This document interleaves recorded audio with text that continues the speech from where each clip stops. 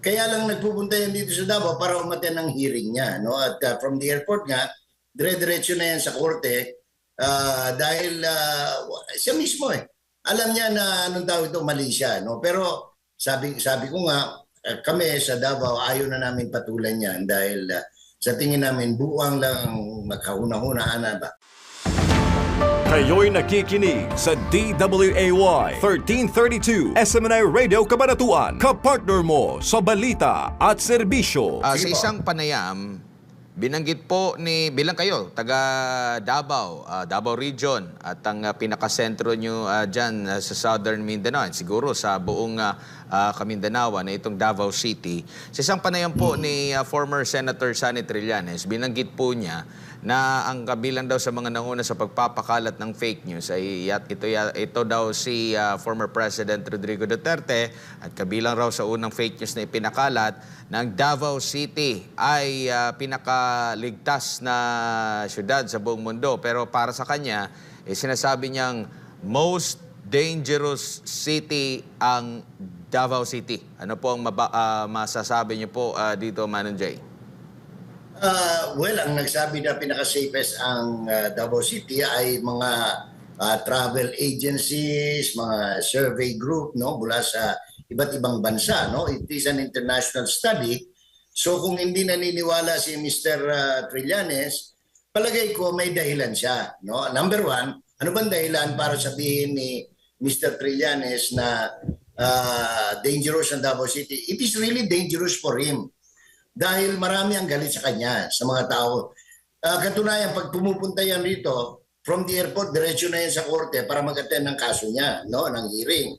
Kasi takot siya, sa Bisaya pa, hadlok na siya, magusihan na sa bugan ba, kay dagkan na kayo naglagot, anan niya. Ngayon, katunayan, wala nang gustong pumatol dyan sa istorya niya. Dahil sabi na si Raulo lang yung makapagsasabing ganyan Everybody, kahit na nga si Secretary Vince Dizon, yung tinanong ni Jessica So, sabi niya, bakit ako sa Davao? 7.4, 7.6 yung lindol, 6.9. Bakit nakatayo sila, maayos lahat yung mga gusali, tapos ko konti lang yung apektado? Ano bang sagot ni Vince Dizon? Siguro awa ng Diyos, no? Hindi awa ng Diyos yan. Awa ng mga tao dahil sumusunod sila sa batas. Nobody is bending the law in this part of the country, no? Kaya ngayon, kaya natutuwan tao ngayon. Okay lang kay Mr. Kung yun ang paniwala niya, we have to respect his opinion, no? Dahil personal opinion yan. Kung nagugulumihan siya at isip niya ay dangerous ang Davao City para sa kanya, still let it be. We cannot argue with that, no? Kasi personal niyang pananaw yun Kahit na pananaw yan ng isang nasisiraan ng bait, wala tayong magagawa, no? Kasi pananaw niya yon. We have to respect even the opinion of the craziest man alive in this country or in this world. 2018, nang idineklara pala ng City Council, ng Konseho diha sa Dakbayan sa Davao, itong si Trillanes na persona non grata dahil din sa kanyang naging pahayag na most dangerous city sa bansa ang Davao City, at inahalin tulad din pala niya ito yung mga Davaoenos din sa mga North Koreans. Ito'y batay dito sa masa-search pa rin kasi ito sa sa mismong government website, Philippine News Agency. Mga kabilang sa Philippine News Agency, kabilang sa mga nakasaad dito na inihalin tulad yung mga Davaoeno sa mga North Koreans na madali daw ma-brainwashed ni President Rodrigo Duterte. Ang sabi pa nga dito ni Vice Mayor then na si Vice Mayor Bernard Alag, hindi siya kailangan dito. Totoo naman.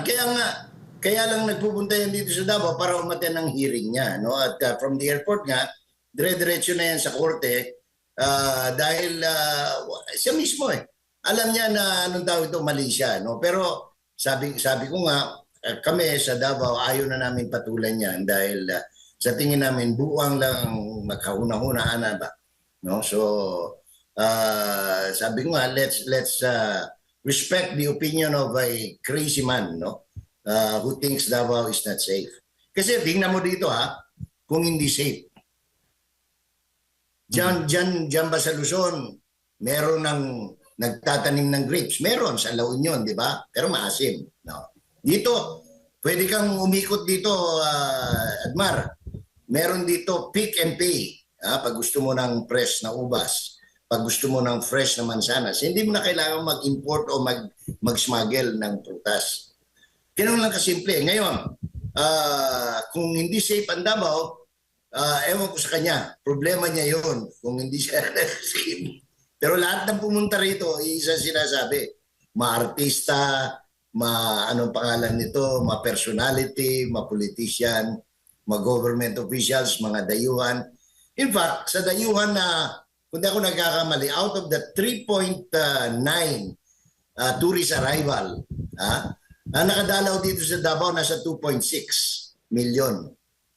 Kung hindi safe ang Davao, hindi pupunta rito yung 2.6 million na tourist. So sa tingin mo, Sir Jay, itong kaso ng isinampa niya laban kay Senator Bongo, hindi na uusad yan? Si Juan naman, mahilig siya.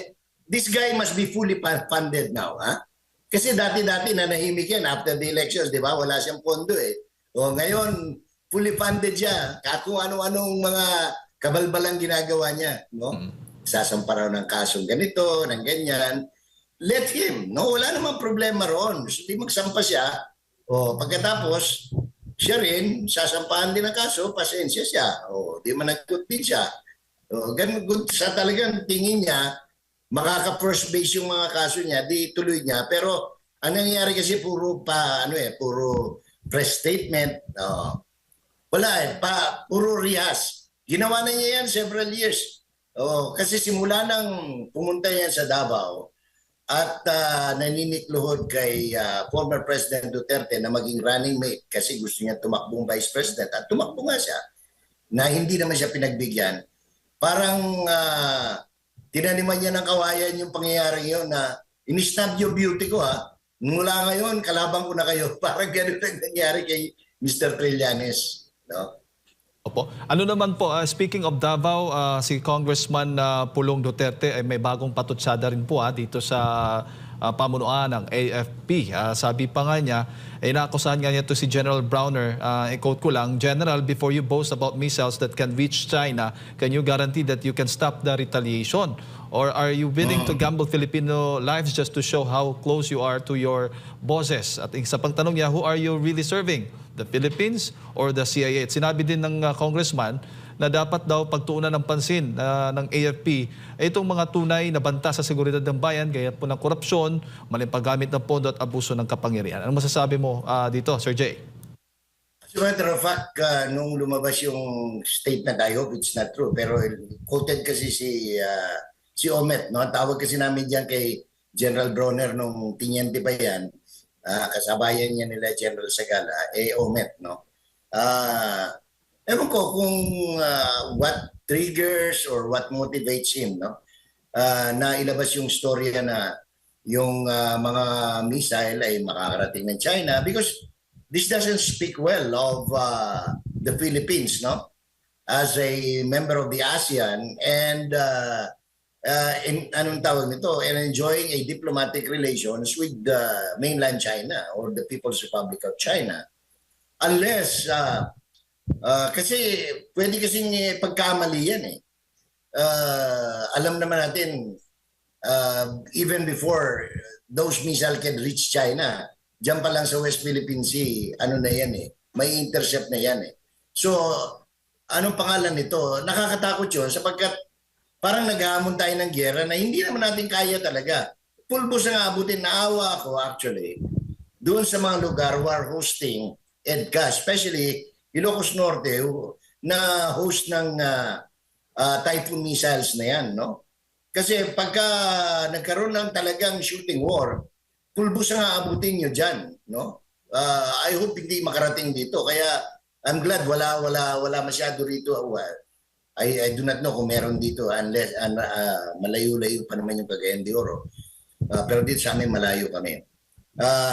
Sana hindi nanggagaling yung mga ganyang statement kay kay Mr. Browner, kay General Browner, sapagkat hindi po maganda, hindi maganda ibubunga niyan, if at all, may ibubunga man yan. Natural na mabahala ang isang mambabatas katulad ni Mr. Duterte, ni Congressman Pulong, dahil ang pinag-uusapan dito, yung external, anong tawag nito, defense of the Philippines, no? In case China opts to give it a call, no? Itong para kasing nag-aamon na yung mga ganyang statement, parang nagyayabang ka na, sige, meron kaming Typhoon missile dito. Ilan ba yung Typhoon missile mo? Isa, dalawa, tatlo? Sus Maria Josep. And then siguro maganda yung paliwanag din ni General Omet.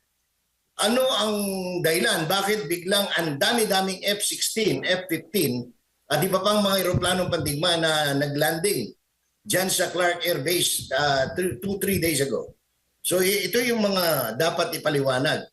Kasi kinakabahan, lalo na yung mga kababayan ko sa Pampanga, makatakot. Biro mong ibalo mong mag-landing ken, then mong commercial airline, potang kay daratang na rin aeroplano. Diyos ko, karakalda. Ang pahayag nga ng AFP, parang technical fact lang daw yon tungkol sa missile na yan, Sir Jay. Siguro yabang lang, pero yung nga, masama yung yabang na gano'n parang nagyayabang ka. Meron kami yan, no? Ngayon kung meron ka, paano kung i-call ka nung pinagyayabangan mo? May latest survey ang Okta Research at Sir Jay at sinasabing 7 sa 10 mga Pilipino ang tutol na manghimasok sa politika ang ating sandatahang lakas, itong AFP. Ano masasabi po ninyo? Kung ang sinurvey nila puro official, from the general to the colonel, malamang tama yan. Pero pag nag-survey sila from the lieutenant colonel down to the rank and file, baka ibang resulta. Dahil bakit naliligalig si Omet? At palaging sinasabi niya, palagi niya kinakausap yung mga retired generals, huwag kayong gumalaw kasi ganito. Tapos may panakot pa na alisan ng pensyon, ipag-aarap ng inciting to sedition na which are uncalled for, no? Tapos sasabihin niya pagka naiipit na siya, hindi, kami sa armed forces, palagi kami ang pinoprotektahan namin ng tao. Alam ba talaga, Omet? Pero sa tingin po ninyo, Sir Jay, ang AFP natin ngayon, nagagamit ho ba sa politika o independent lang talaga at nakatutok lamang po sa kanilang mandato? Ang alam ko, alam nila yung kanilang role. Ang sinumpaan nila nasa Constitution to serve and protect the Filipino people. Di ba? When in the, anong tawag dyan, merong may linyang sinusunod na yan When in the course of human events and necessity so demands, the armed forces of the Philippines will rise in accordance with the mandate of the Constitution. And that is to preserve and protect the Filipino people. Ginawa nila yan. Hindi yan bago. They did that when? In 1986. Also, during the EDSA 2. Di ba? So, hindi dapat pinagtataka dahil alam ng mga sundalo na ang natatangi nilang sinumpaan ay bigyan ng proteksyon ang kanilang kapwa Pilipino. Pero yung naging pahayag pa ni Congressman Pulong Duterte, kasi sabi nga ng tagapagsalita itong si Jay Tariela ay parang obvious defense of China yung naging pahayag ng congressman. Anong dating po sa inyo? Anong masasabi po niyo doon? Alam mo, si Mr. Taratita, si JJ Tariela, yung anong pangalan yan kaya nga na-kick out yan sa PMA, sobrang daldal daldal na wala sa lugar at saka sinungaling at kalate. So, ang tao na makakapagsabi, dapat ba natin paniwalaan ito sa Tariela? Kasi ako, tingin ko lang, gusto lang ma-promote ng mamaye. Isipin mo, yung mga reserve na pro-promote, sila First Lady, sila, anong pangalan to, sila Romualdez, kung sino-sino pa yung mga Reserve Coast Guard na napopromote. Tapos nabigyan pa ng mataas na ranggo si ang pangalan nung Urban Poor Secretary, Press Advisor, Attorney ay Gadon. Presidential Advisor. Gadon. Ha? Attorney Gadon. Yung sigaw na Gadon. sigaw ng bobo, ano pangalan? Si Gadon po. Si Gadon, si Gadon, bigyan pa ng mataas na ranggo. Tapos siya hanggang ngayon, yung pa na ranggo niya, kaya siguro nag-iingay yan si Tarela. Kayo'y nakikinig sa DWAY 1332 SMNI Radio Cabanatuan, kapartner mo sa balita at serbisyo.